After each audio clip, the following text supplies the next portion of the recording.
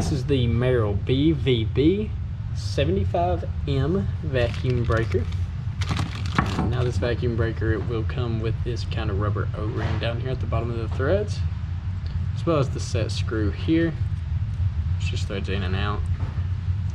And then the external male threads down at this end. And of course the female threads on that end as well. So we can go ahead and take a couple measurements of it, starting with a total length.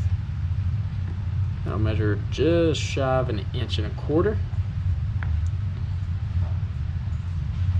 And we can also get an outer diameter up here at the top.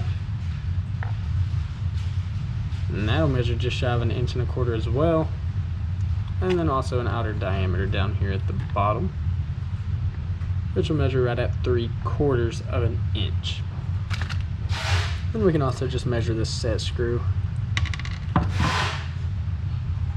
It'll be kind of hard to measure,